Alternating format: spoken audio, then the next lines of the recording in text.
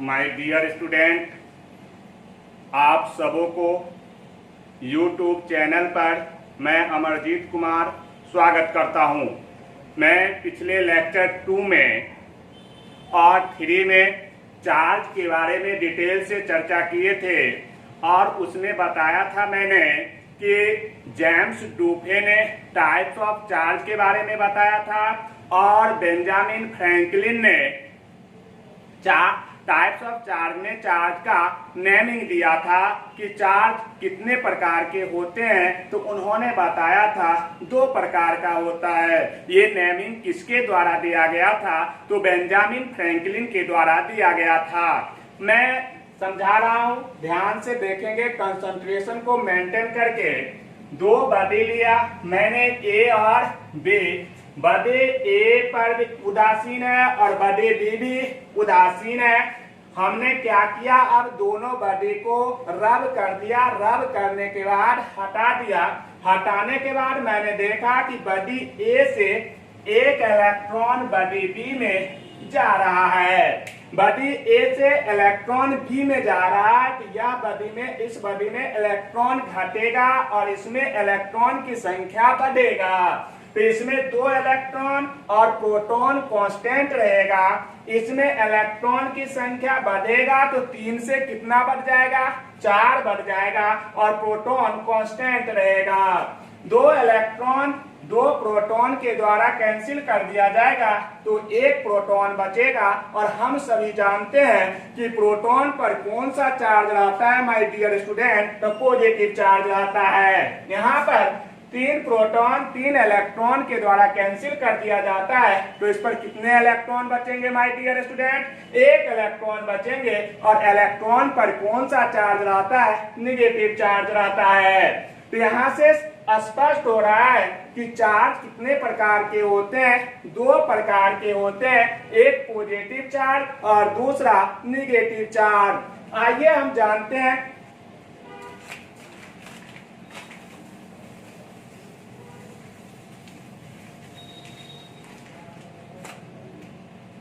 Types of charge.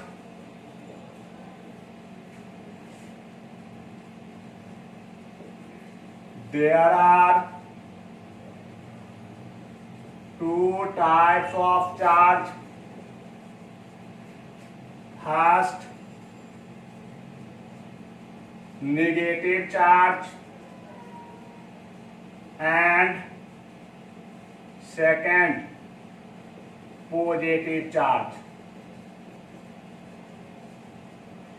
तो आपसे कोई पूछे चार्ज कितने प्रकार के होते हैं? तो 2 प्रकार के नेगेटिव चार्ज फिगर के माध्यम से हम बताए थे। नेगेटिव चार्ज कौन सा बॉडी पर होगा? जो इलेक्ट्रॉन को ग्रहण करता हो उस पर नेगेटिव चार्ज होगा और जो इलेक्ट्रॉन को त्याग करता हो, लॉस करता हो, उस पर पॉजिटिव चार्ज होगा। माय डियर स्टूडेंट्स, अब हम बारी बारी से समझेंगे कि नेगेटिव चार्ज और पॉजिटिव चार्ज होता क्या है, इसे कैसे डिफाइन करेंगे। तो गौर से आप देखेंगे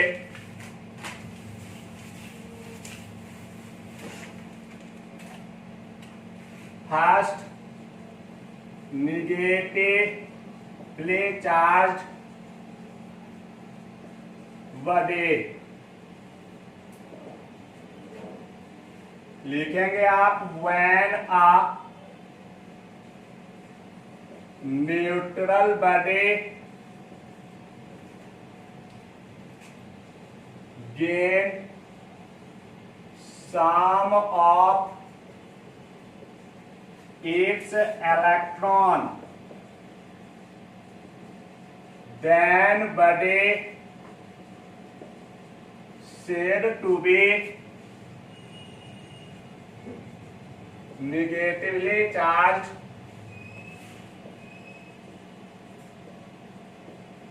बॉडी। कोई पूछे आपसे नेगेटिवली चार्ज बॉडी होता क्या है तो आप बताओगे when a neutral body gains some of its electron then body is said to be negatively charged body। जब कोई उदासीन वस्तु इलेक्ट्रॉन को ग्रहण करता हो तब उस वस्तु को ऋण आवेशित वस्तु कहा जाता है। आपसे अगर कोई पूछे कि ऋण आवेशित वस्तु किसे कहते हैं तो माय डियर स्टूडेंट्स आप लोग बताएंगे जब कोई उदासीन वस्तु इलेक्ट्रॉन को ग्रहण करता हो तब उस वस्तु को ऋण आवेशित वस्तु कहा जाता है। देखिए मान लो ये वस्तु है, उदासीन वस्तु है, नहीं ये वस्तु पर अभी क्या है, न्यूट्रल बॉडी है। कौन सा बॉडी है, न्यूट्रल बॉडी है, यानी number of electron number of proton के बराबर है। इस बॉडी में उदासीन वस्तु है, क्यों है माय डियर स्टूडेंट, क्योंकि इसमें number of electron number of proton के क्या है, बराबर है। बाहर से कोई इलेक्ट्रॉन की ले लेते हैं, इसमें ऐड कर देते हैं, यह वस्तु इलेक्ट्रॉन को ग्रहण कर लेगा तो स्वाभाविक सी बात है इसमें इलेक्ट्रॉन की संख्या में वृद्धि हो जाएगा और प्रोटॉन की संख्या कांस्टेंट रहेगा। तो ये हो जाएगा इलेक्ट्रॉन की संख्या बढ़ जाएगा तो इसमें कौन सा बॉडी हो जाएगा, नेगेटिवली चार्ज बॉडी, यानी number of electron greater than number of proton.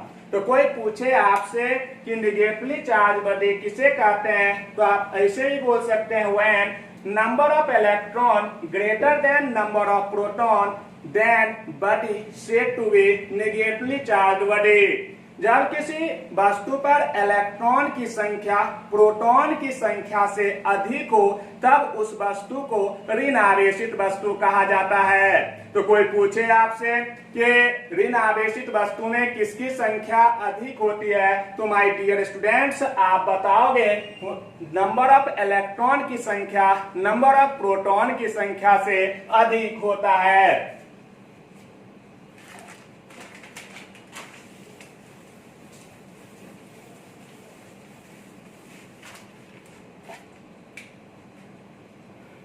इसमें आप नोट में लिखेंगे it is denoted by -v, दूसरा negative charge, negative charge means excess of electron. तो कोई पूछे आपसे कि नेगेटिव चार्ज किसे कहते हैं तो आप बताओगे excess of electron is known as negatively charge body. जब किसी वस्तु पर इलेक्ट्रॉन की संख्या में अधिकता हो तब उसे ऋण आवेशित वस्तु कहा जाता है। तो नेगेटिव चार्ज को आप तीन तरह से डिफाइन कर सकते हैं कि जब कोई उदासीन वस्तु इलेक्ट्रॉन को ग्रहण करता हो तब उस वस्तु को ऋण आवेशित वस्तु कहा जाता है। दूसरा, जब किसी वस्तु में इलेक्ट्रॉन की संख्या प्रोटॉन की संख्या से अधिक हो तब उस वस्तु को ऋण आवेशित वस्तु कहा जाता है। तीसरा, जब किसी वस्तु में इलेक्ट्रॉन की संख्या में अधिकता हो तब भी उसे ऋण आवेशित वस्तु कहा जाता है।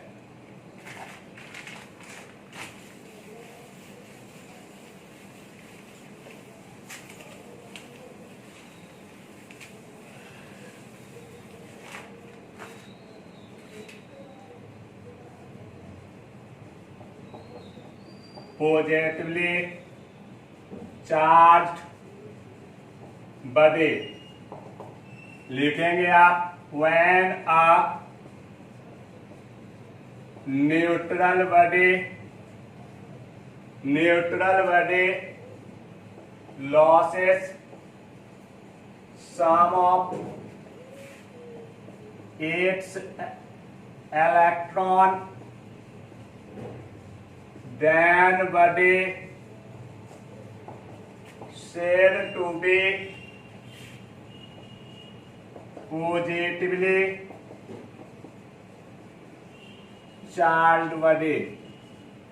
कौन सा body, positively charged body। when a neutral body loses some of its electron then body said to be positively charged body। कोई पूछे आप लोगों से धन आवेशित वस्तु किसे कहा जाता है, तो माय डियर स्टूडेंट्स आप बताओगे जब कोई उदासीन वस्तु इलेक्ट्रॉन को त्याग करता हो तब उस वस्तु को धन आवेशित वस्तु कहा जाता है। फिगर से समझिए आप लोग, ये मान लीजिए न्यूट्रल बॉडी है। कौन सा बॉडी है? Neutral body. इसमें नंबर ऑफ इलेक्ट्रॉन किसके बराबर होगा? नंबर ऑफ प्रोटॉन के बराबर है। ये बॉडी इलेक्ट्रॉन को क्या करता है? त्याग करता है।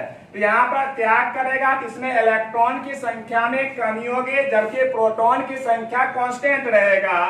तो इसमें आप लिखोगे number of electron less than number of proton, यानी इलेक्ट्रॉन की संख्या प्रोटॉन की संख्या से कम होगा तो उस वस्तु पर कौन सा चार्ज होगा? पॉजिटिव चार्ज होगा। तो कहने का अर्थ हुआ कि आप पॉजिटिवली चार्ज बॉडी को ऐसे भी डिफाइन कर सकते हैं, when number of electron less than number of proton then body is said to be positively charged body। जब किसी वस्तु पर इलेक्ट्रॉन की संख्या प्रोटॉन की संख्या से क्या हो? कम हो, तब उस वस्तु को धन आवेशित वस्तु कहा जाता है।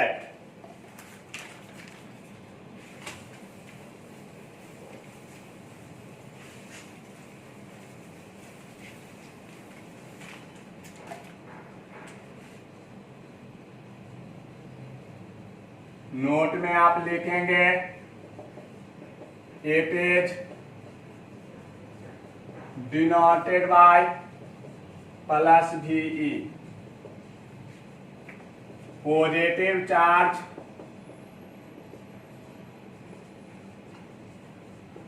मीन्स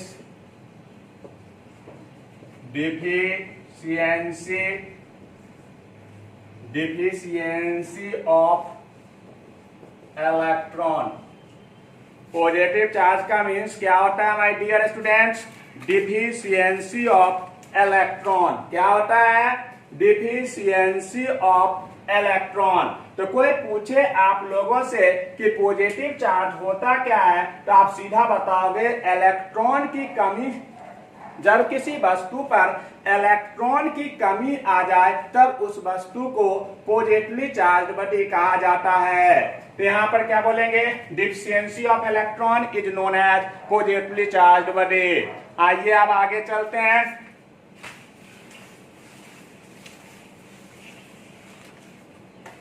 अब आप लिखेंगे properties of charge. Properties of charge. Properties of charge my dear students, ये टॉपिक बहुत ही इंपॉर्टेंट है। इसे आप कंसंट्रेशन बना के देखने का कोशिश कीजिएगा।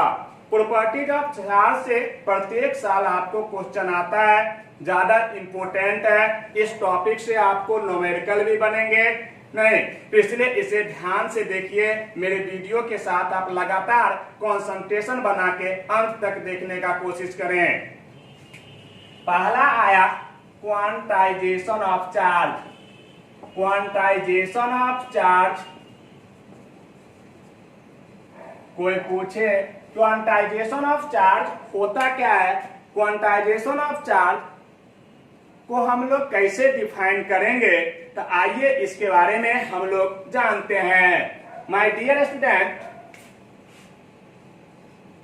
It state that charge on body is an integral multiple of a charge on a electron।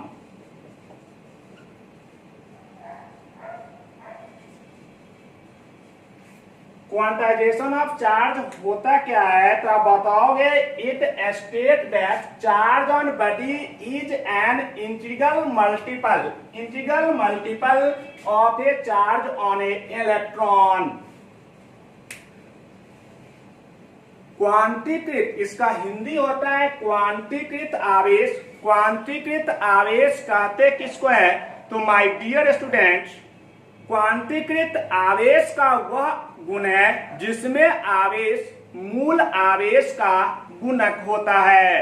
क्या होता है? मूल आवेश का गुणक होता है, या इसे आप बोल सकते हैं इलेक्ट्रॉन के चार्ज का क्या होता है? गुणक होता है। तो कोई पूछे आप लोगों से क्वांटाइजेशन ऑफ चार्ज होता क्या है, तो आप बताओगे it state that charge on body is an integral multiple of a charge on a electron. अब आया क्या माय डियर स्टूडेंट्स, आप समझेंगे चार्ज को किससे डिनोट करते हैं? क्यू से। किससे डिनोट करते हैं? क्यू से। क्यू हो गया चार्ज। क्या हो गया? क्यू हो गया चार्ज।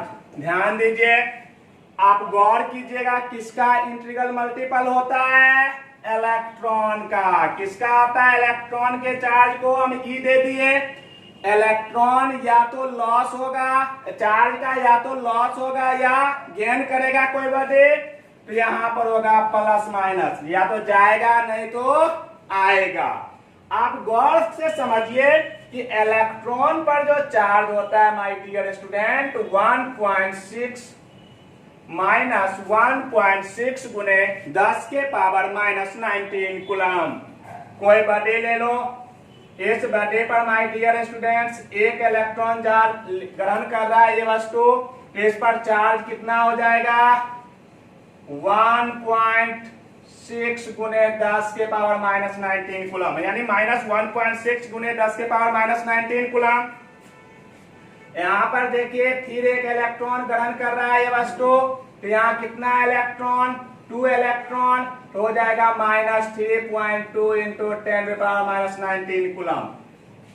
फिर ये वस्तु एक इलेक्ट्रॉन ग्रहण कर रहा है, तो यहाँ पर कितना हो जाएगा? 3 इलेक्ट्रॉन, तो कितना हो जाएगा? Minus 4.8 into 10 power minus 19 coulomb. यानी कहने का सेंस क्या हुआ माय डियर स्टूडेंट्स, कि ये वस्तु जब इलेक्ट्रॉन को ग्रहण करता है तो इस वस्तु पर जो आवेश होता है वह इलेक्ट्रॉन की संख्या का इंटीग्रल मल्टीपल होता है। 1 2 3 नहीं 4 5, अगर जितना इलेक्ट्रॉन ग्रहण करेगा उसका इंटीग्रल मल्टीपल होता है। तो संख्या को हम लोग किससे डिनोट करते हैं? एन से। किससे डिनोट करते हैं? एन से। तो क्वांटाइजेशन ऑफ चार्ज का फॉर्मूला क्या हो गया माय डियर स्टूडेंट? Q बराबर प्लस माइनस एन ए। यहाँ पर n क्या है? तो आप बताओगे इंटीग्रल मल्टीपल है। क्या है? इंटीग्रल मल्टीपल है। किसका इंटीग्रल मल्टीपल है? इलेक्ट्रॉन का। किसका इंटीग्रल मल्टीपल है? चार्ज ऑफ इलेक्ट्रॉन को इसे नंबर ऑफ इलेक्ट्रॉन भी कहा जाता है। नैसे की संख्या 1 2 3 4 जैसे हम ले रहे थे, सो ऑन। अब आया माय डियर स्टूडेंट्स, गौर कीजिएगा कि आपका क्वांटाइजेशन ऑफ चार्ज में Q बराबर फॉर्मूला हुआ प्लस माइनस एन ए। मान लो एक बड़े लिए, इस बड़े पर 3.4 इंटू 10 माइनस 19 कूलम आवेश संभव होगा?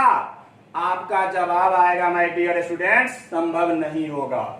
आप पूछोगे क्यों नहीं होगा? क्योंकि यह 1.6 गुने 10 के पावर माइनस 19 का इंटीग्रल मल्टीपल नहीं है। इसीलिए इस बड़े पर माइनस 3.4 गुने 10 के पावर माइनस 19 कूलम आवेश संभव नहीं है। आप एक एग्जाम्पल के माध्यम से समझने का प्रयास कीजिए। जैसे बच्चों में ग्राउंड फ्लोर से अगर फर्स्ट फ्लोर पर जा रहे हैं तो पहले हम फर्स्ट सीढ़ी पर पैर रखेंगे, फिर सेकेंड पर, फिर थर्ड पर, फिर फोर्थ पर रखेंगे। ऐसा तो नहीं होगा माय डियर स्टूडेंट कि पहले के बाद 2.5 सीढ़ी पर हम पैर रखेंगे, फिर 2.4 सीढ़ी पर रखेंगे, 2.5 पर रखेंगे, 2.8 पर रखेंगे। क्या यह संभव है? नहीं है। वहां पर हम 1 2, 3, 4, 5 का क्या होगा, इंटीग्रल मल्टीपल होगा, तभी नहीं तो यहाँ पर 1.6 गुने 10 के पावर -19 कूलम का यह इंटीग्रल मल्टीपल नहीं है, इसलिए इस वस्तु पर चार्ज पॉसिबल नहीं है। आप इसको मल्टीप्लाई करके चेक कर सकते हैं।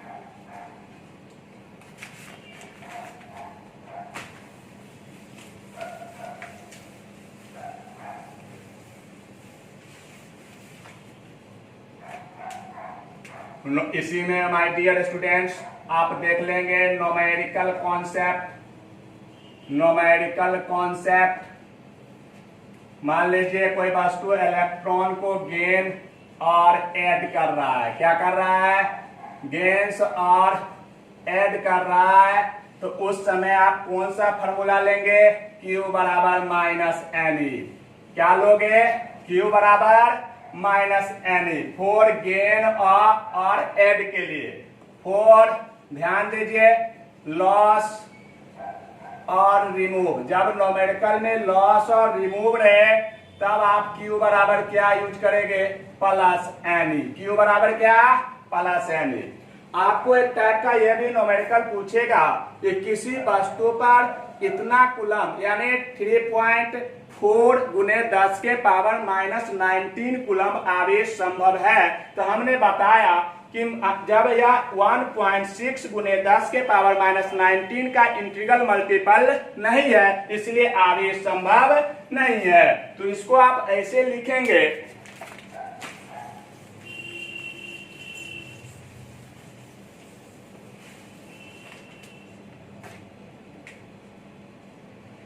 इसे से आप देख लीजिए n बराबर Q/E। n अगर इंटीजर रहेगा, क्या रहेगा, इंटीजर रहेगा, तो चार्ज पॉसिबल होगा, अदरवाइज चार्ज पॉसिबल नहीं होगा। यानी n का मान इंटीजर के तौर पर निकलना चाहिए। किसके तौर पर निकलना चाहिए माय डियर स्टूडेंट्स, इंटीजर के तौर पर। जैसे आप देख लीजिए यहाँ 0 इधर आते हैं तो माइनस, इधर -3 या 1, 2, 3 इधर बढ़ता जाएगा। अरे इलेक्ट्रॉन की संख्या अगर 1 निकला, 2 निकला, 3 निकला तो समझोगे चार्ज पॉसिबल है। इधर भी निकला तो भी चार्ज क्या है, पॉसिबल है, अदरवाइज चार्ज पॉसिबल नहीं है। अब आइए नेक्स्ट प्रॉपर्टी की हम लोग चर्चा करते हैं।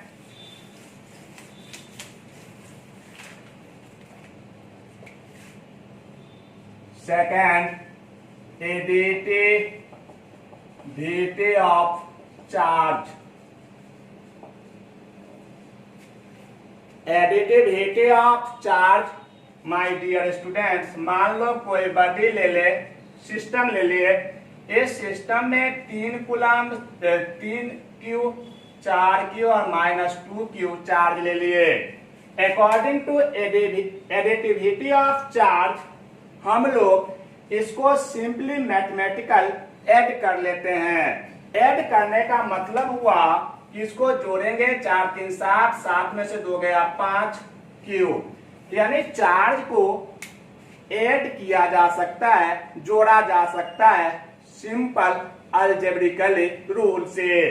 तो माय डियर स्टूडेंट्स आप इसको कैसे लिखोगे, लिखोगे it state that total charge on body is calculated by simply adding algebraically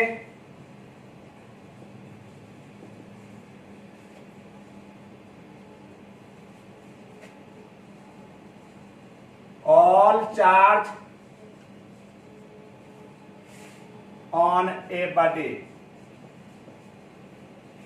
It states that total charge on body is calculated by simply adding algebraically all charge on a body. Additivity of charge का मतलब क्या, आवेश का योगात्मक प्रकृति।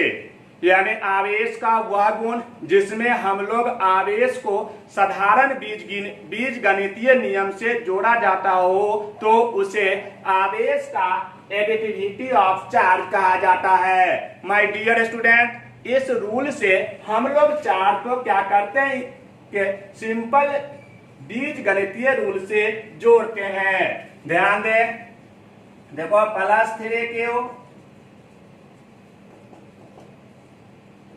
+4q ±2q क्या आ गया +5q। Charge को जोड़ दिए सिंपल एडिटिव रूल से, सिंपल अलजेब्रा के रूल से हम लोग जोड़ देते हैं। तो यही प्रॉपर्टी क्या कहलाता है my dear student? Additivity of charge. My dear students, तीसरा प्रॉपर्टी में आप देखेंगे, थर्ड प्रॉपर्टी में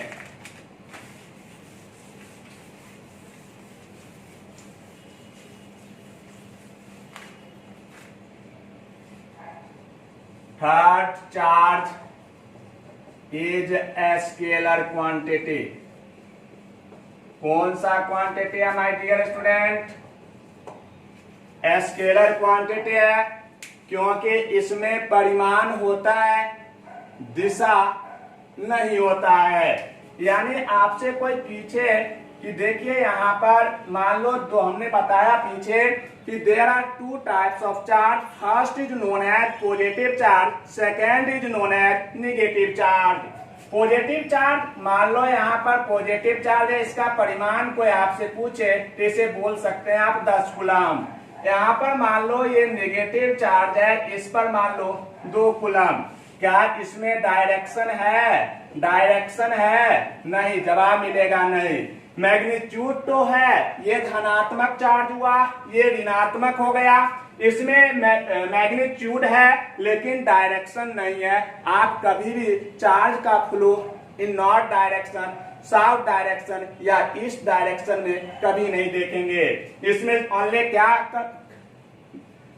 अकाउंट किया जाता है? मैग्नीट्यूड को अकाउंट किया जाता है। इसीलिए यह कौन सा क्वांटिटी है my dear students? Scalar quantity है।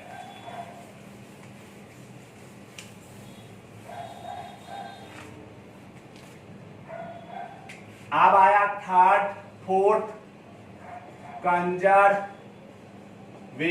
Of charge. My dear student, क्या आया? Conservation of charge. क्या आया? कंजर्वेशन ऑफ चार्ज आया। अब आया कि कंजर्वेशन ऑफ चार्ज काफी इंपोर्टेंट है। होता क्या है?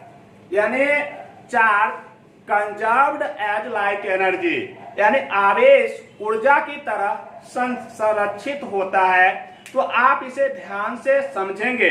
इस प्रॉपर्टी के अनुसार सिस्टम में टोटल चार्ज क्या होता है माय डियर स्टूडेंट? कांस्टेंट होता है। इस प्रॉपर्टी के अनुसार यह देखा गया कि सिस्टम में टोटल चार्ज क्या होता है? कांस्टेंट होता है। Charge neither be created nor be destroyed but only transfer from one body to another body।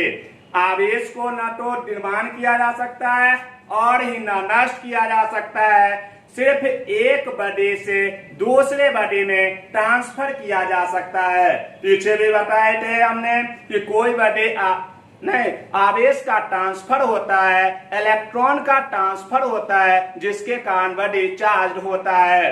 तो इस प्रॉपर्टी में बताया गया कि किसी सिस्टम में कुल आवेश का मान जो होता है वह क्या होता है? कांस्टेंट होता है। तो आइए इसको लिखेंगे हम लोग। It state that for an isolated system, isolated system, total charge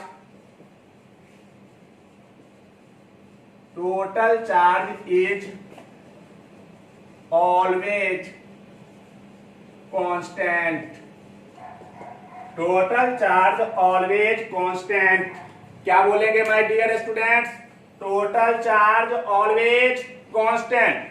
किसी आइसोलेटेड सिस्टम में टोटल चार्ज क्या होता है? हमेशा कांस्टेंट होता है, कंजर्व्ड होता है, संरक्षित होता है।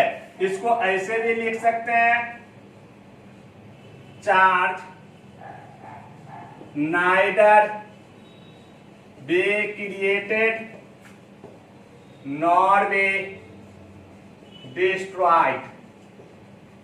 आवेश को न तो निर्माण किया जा सकता है और न ही नष्ट किया जा सकता है। इसको हम लोग न्यूक्लियर फिजिक्स के एग्जाम्पल से समझेंगे। बहुत ही बेहतरीन टॉपिक है, इसे आप ध्यान से समझने का प्रयास करें। हमने क्या बताया? Charge neither be created not be destroyed.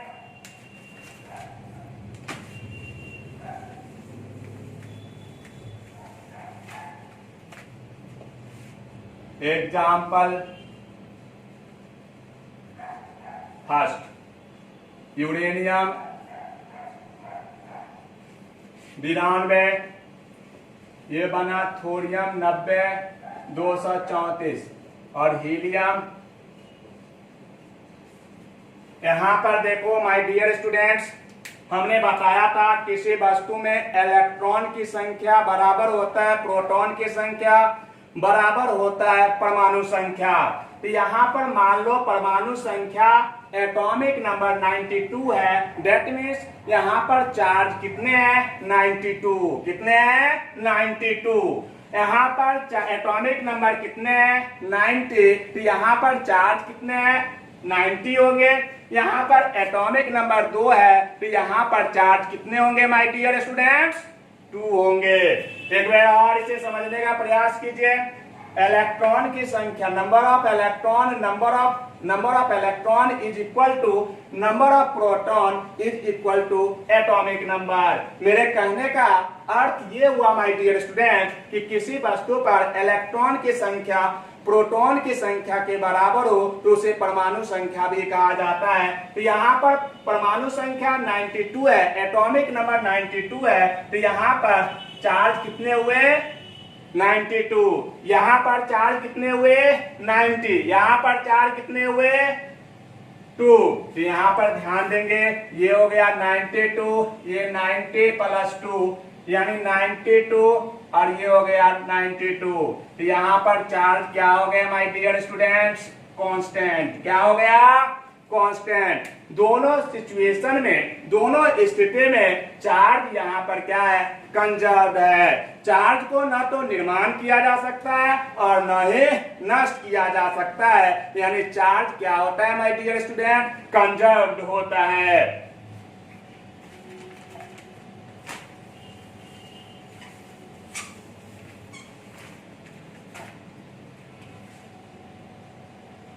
Example number 2,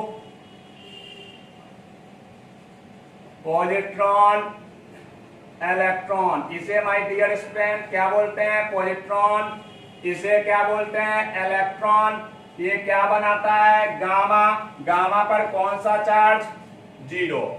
यहाँ पर ध्यान दो माय डियर स्टूडेंट, यहाँ प्लस यहाँ माइनस, दोनों को ऐड किए क्या बना? 0। यहाँ 0 प्लस 0, यहाँ पर भी टोटल के 0।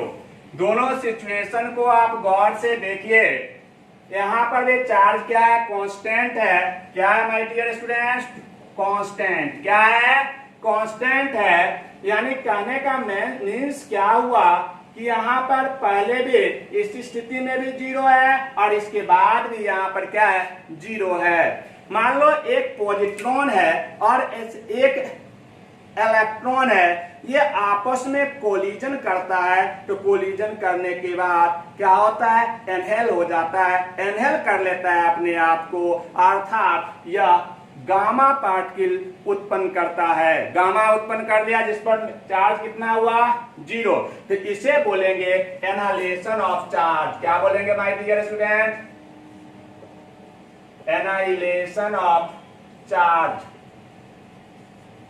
Analysis of charge. यहां पर आपको पूछेगा, बहुत ही इंपॉर्टेंट कॉन्सेप्ट है कि यहाँ पर पॉजिट्रॉन और इलेक्ट्रॉन एक दूसरे को कोलिजन किया, मीन्स एनल किया, यानी खा गया, तो क्या बना, गामा बना। दोनों परिस्थिति में चार्ज कंजर्व्ड है, चार्ज टोटल चार्ज क्या है, संरक्षित है, यानी चार्ज को न तो निर्माण किया जा सकता है और न ही नष्ट किया जा सकता है।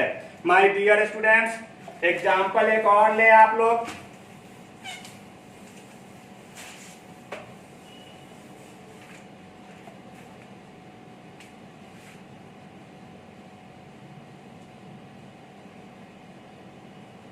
Example number third. आप थर्ड में क्या देखेंगे, गौर कीजिए। गामा ये क्या बना रहता है, पॉजिट्रॉन और इलेक्ट्रॉन। यहां पर आपको ये पॉजिट्रॉन, यहां पर प्लस चार्ज और यहां पर माइनस चार्ज, ये हो गया आपको जीरो और ये भी क्या हो गया, जीरो। यहाँ भी दोनों परिस्थिति में चार्ज क्या है, कांस्टेंट है, कंजर्व्ड है। माय डियर स्टूडेंट, इसे बोलते हैं प्रोडक्शन ऑफ चार्ज। क्या बोलते हैं इसे, production of charge. Production means क्या, चार्ज यहाँ उत्पन्न किया गया, पेयर प्रोडक्शन ऑफ चार्ज भी इसे बोल सकते हैं। जब किसी गामा पार्टिकल से किसी मटेरियल पर ऊर्जा दी जाती है तो गामा पार्टिकल खत्म हो जाता है और वह मटेरियल पॉजिट्रॉन और इलेक्ट्रॉन के रूप में क्या हो जाता है, ट्रांसफर हो जाता है। तो इसे बोलेंगे पेयर प्रोडक्शन ऑफ चार्ज। क्या बोलेंगे my dear students, pair production of charge, pair production of charge. तो गामा पार्टिकल से किसी मटेरियल पर एनर्जी दिया जाता है, किसी पदार्थ पर ऊर्जा दिया जाता है, तो गामा पार्टिकल क्या हो जाता है, खत्म हो जाता है और वह पदार्थ में ऊर्जा किसके रूप में ट्रांसफर हो जाता है, पॉजिट्रॉन और इलेक्ट्रॉन के रूप में ट्रांसफर हो जाता है। तो इसे क्या बोलेंगे my dear student, pair production of charge. क्या बोलेंगे, पेयर प्रोडक्शन ऑफ चार्ज। आइए अब आगे चलते हैं।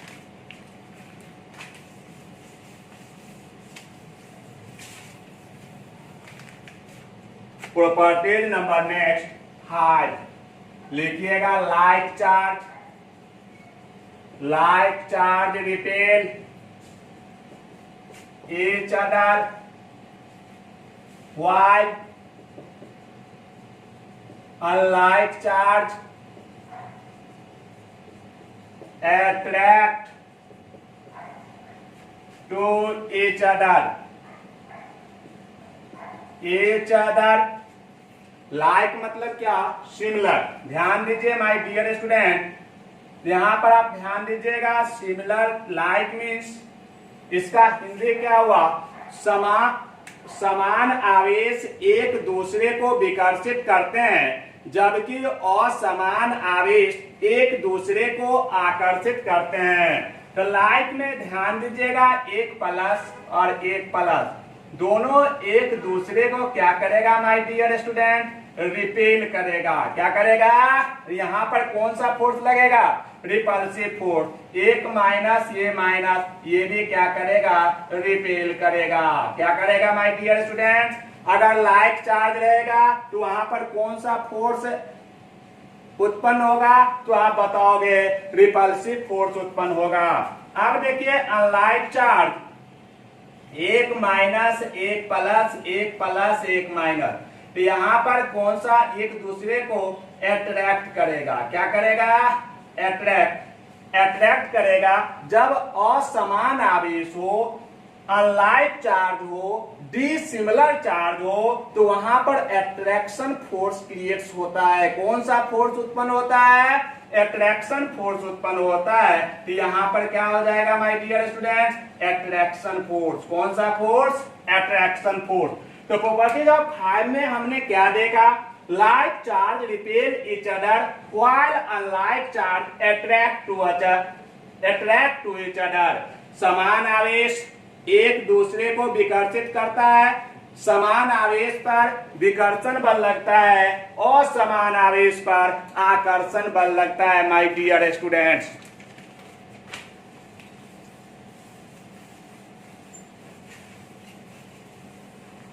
नेक्स्ट आप देखेंगे 6 नंबर में आप देखेंगे my dear student,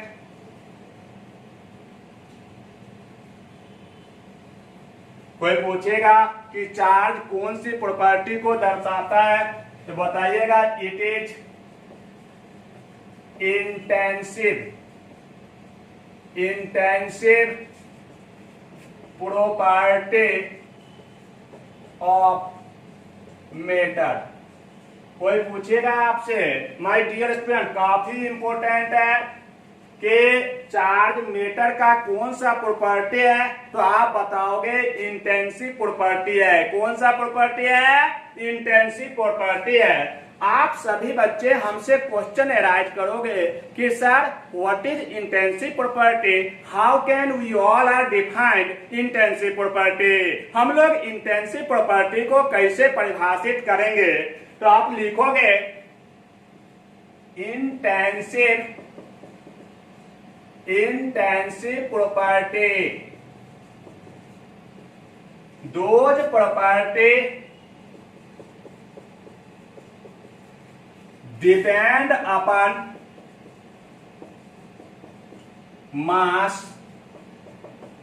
is known as intensive property। कौन सा प्रॉपर्टी? Intensive property. तो कोई पूछे आपसे कि इंटेंसिव प्रॉपर्टी होता क्या है, तो माय डियर स्टूडेंट्स आप बताओगे कि वैसा गुण जो द्रव्यमान पर निर्भर करता हो उसे इंटेंसिव प्रॉपर्टी कहा जाता है। तो चार्ज होने के लिए किसका होना जरूरी है? चार्ज मैटर का इंटेंसिव प्रॉपर्टी है। कहने का अर्थ हुआ चार्ज का मान किस पर निर्भर करेगा? मास पर निर्भर करेगा। तो आप इसे ऐसे भी बोल सकते हैं my dear student, charge always associated with mass, यानी आवेश हमेशा द्रव्यमान के साथ होता है। किसके साथ होता है? द्रव्यमान के साथ होता है। द्रव्यमान के बिना आवेश संभव नहीं है। इसमें आप लिख सकते हैं एक लाइन में कि चार्ज ऑलवेज एसोसिएटेड विद मास। किसके साथ होता है? हमेशा मास के साथ होता है, जो कि हम इंटेंसिव प्रॉपर्टी के माध्यम से जान गए। तो कोई पूछे कि चार्ज किसी मटेरियल का कौन सा प्रॉपर्टी है, तो माय डियर स्टूडेंट्स आप बताओगे चार्ज मटेरियल का इंटेंसिव प्रॉपर्टी होता है। कोई पूछे आपसे कि इंटेंसिव प्रॉपर्टी कहते किसको हैं, तो माय डियर स्टूडेंट्स आप बताओगे those property depend upon mass is known as intensive property.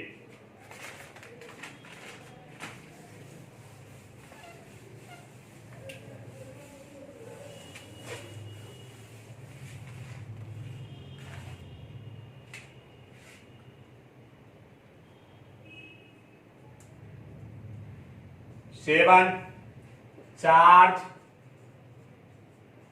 does not depend upon velocity। My dear student आवेश का मान वेग पर निर्भर नहीं करता है। मान लो इलेक्ट्रॉन अपने ऑर्बिट में न्यूक्लियस के चारों तरफ क्या करता है? घूमते रहता है, लेकिन उसके चार्ज पर कोई फर्क पड़ता है? नहीं पड़ता है। उसमें कोई चेंज आता है? नहीं आता है। तो माय डियर स्टूडेंट्स आप बताओगे चार्ज का मान क्या वेलोसिटी पर निर्भर करता है, तो आप बताओगे चार्ज का मान वेलोसिटी पर निर्भर नहीं करता है। नेक्स्ट 8 नंबर आप लिखिएगा, चार्ज इज ट्रांसफरेबल यानी आवेश परिवर्तनीय होते हैं। आवेश एक बॉडी से दूसरे बॉडी में परिवर्तन होते रहते हैं, ट्रांसफर होते रहते हैं। शुरू के क्लास में हम बताए थे किसी वस्तु को चार्ज बॉडी क्यों कहा जाता है, तो due to transfer of electron. जो बॉडी इलेक्ट्रॉन को ग्रहण करता है वह निगेटिव बॉडी हो जाता है, और जो बॉडी इलेक्ट्रॉन को त्याग करता है वह बॉडी धन आवेशित बॉडी हो जाता है।